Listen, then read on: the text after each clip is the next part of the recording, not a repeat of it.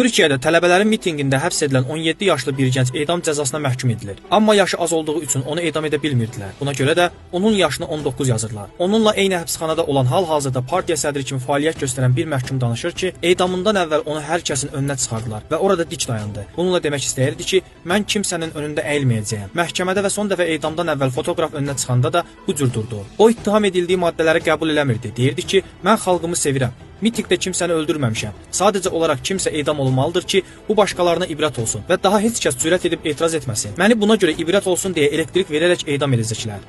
Bəzi günahsız gənclər ibrət olsun deyə zalimlar tərəfindən öldürülürlər, işgəncə ilə. Onların dadına çatan olmaz. Cəmiyyət onların xəbərini səssizcə izləyər. Zalimların dili ilə desək ibrət alarlar və səslərini çıxarmazlar. Zalimlar zənn edər ki, iş tamamdır. Allahın gücsüz bir qulunu işgəncə altında öldürüb topluma ibrət veriblər. Amma onları gələcəkdə hansı faciənin gözlədiyini bilməzlər. Allah həmin mənzərəni belə təsvir edir.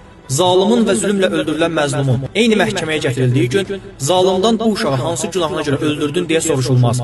Uşaqdan soruşular ki, səni hansı günahına görə öldürdülər? Allahın və mələklərin həmin zalimla danışmaması yaxınlaşmaqda olan əzabın şiddətinin qorxusunu zalimin qəlbinə salar. Dünyada müdafiəsiz məzlumu işgəncə ilə öldürənlərə özlərini müdafiə imkanı verilməz. Onlara danışmaq icazəsi də verilməz. Bu necə bir ilahi qəzəbdir ki, Allah onların səsini belə eşitmək istəmir. Allah onlara necə şiddətli nifrət edir. Anadan daha mərhəmətli olan Allahı bu qədər qəzəbləndirən nədir?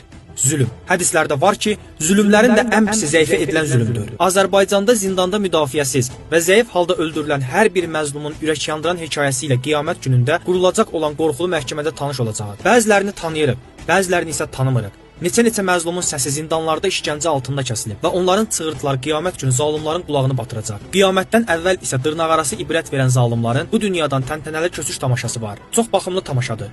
Biri kanalizasiya dəliyindən çıxardılaraq öldürülür, birini əllərdə sürüyürlər, ayıb hərəkətlər edirlər və o belə yalvarır. Sizin atanız avaxtır, belə etməyin.